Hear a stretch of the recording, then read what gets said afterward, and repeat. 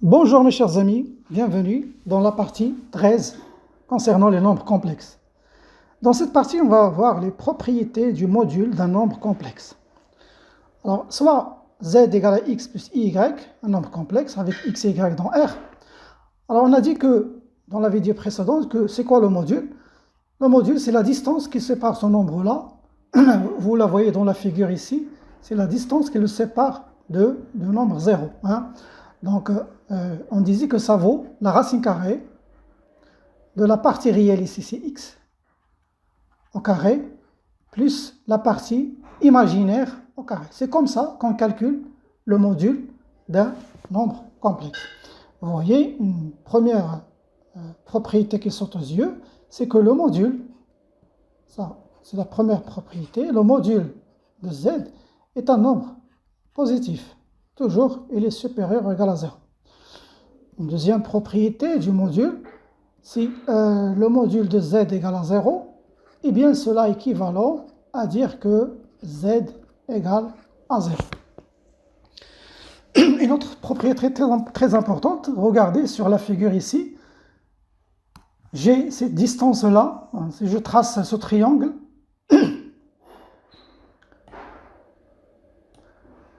dans ce triangle, vous voyez, là j'ai la distance x, ça veut dire le réel, c'est distance x, ce côté, et ce côté-là c'est y, c'est un triangle rectangle ici. Donc vous voyez, il y a une propriété du triangle rectangle, c'est que l'hypoténuse est toujours supérieure à chacun des deux côtés. Ça veut dire que x, je vais noter comme propriété ici, x, ça veut dire le réel de z, x, est inférieur ou égal au module de z. Et la même chose pour l'imaginaire, y aussi est inférieur ou égal au module de z. Alors toujours le réel, ça c'est le réel de z, il est toujours inférieur à son module. Et c'est une propriété très importante qui va nous servir à démontrer l'inégalité triangulaire dans C. Et l'imaginaire de Z est toujours inférieur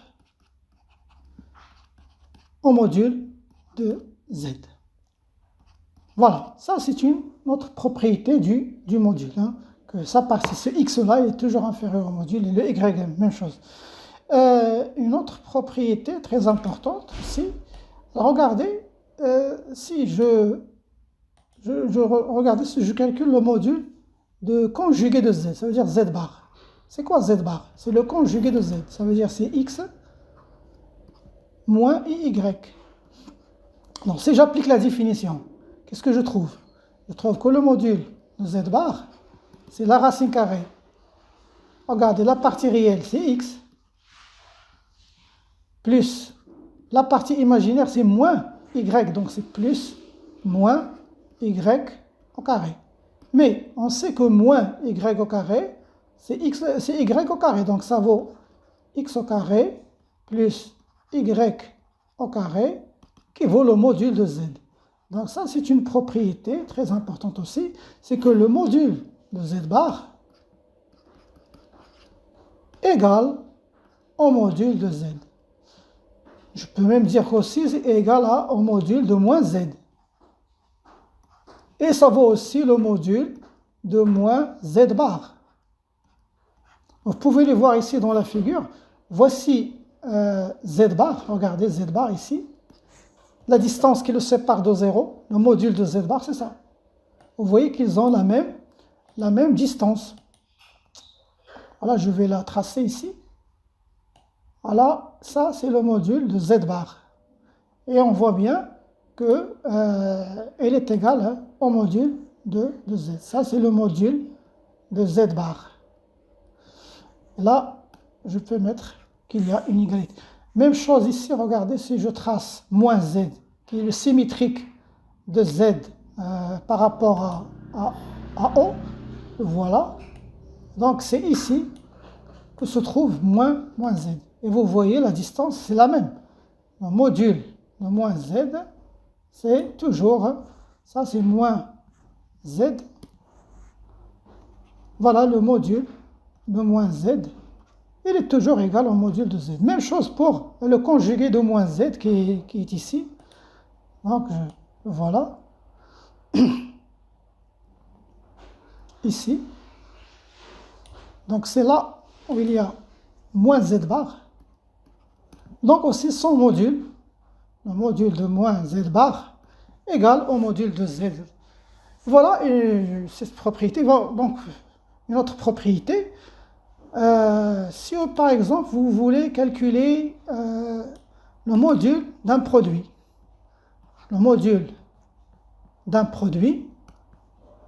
par exemple z fois z', deux nombres complexes, eh bien vous allez juste séparer les modules, ça veut dire module de z fois module de z'. Voilà, c'est très simple.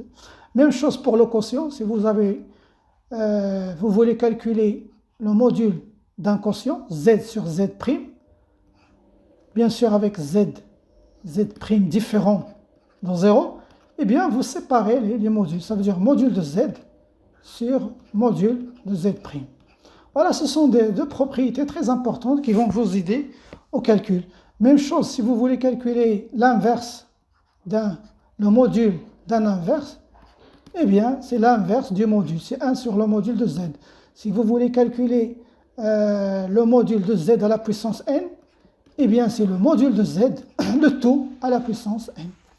Alors, faisons maintenant un exercice d'application pour appliquer ces propriétés. Voici l'exercice. Calculer les modules des nombres complexes suivants. Z1 est égal à 3 moins 4i fois 4 plus 8i, et Z2 est égal à la racine carrée de 3 plus i sur la racine carrée de 2 moins i racine carrée de 2.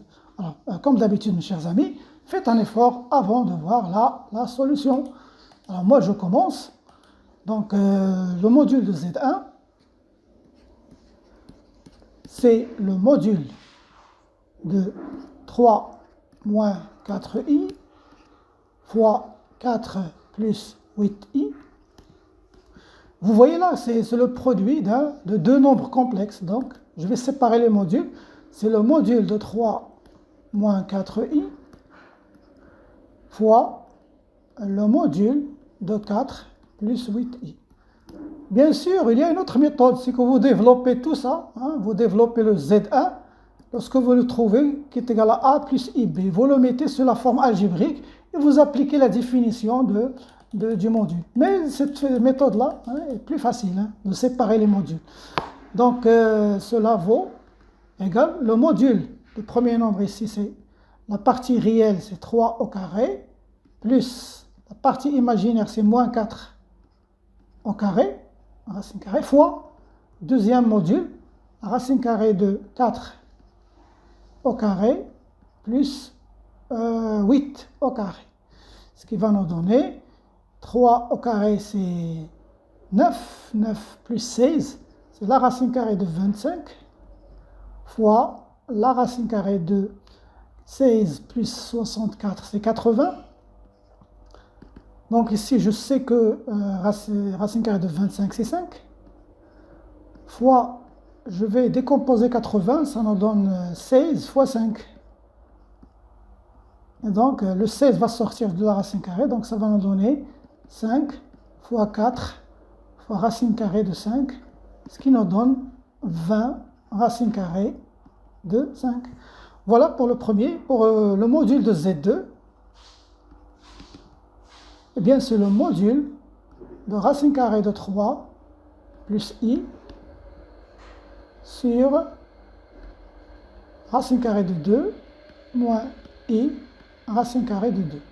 Bon, c'est une quotient de deux nombres complexes, donc je sépare les modules.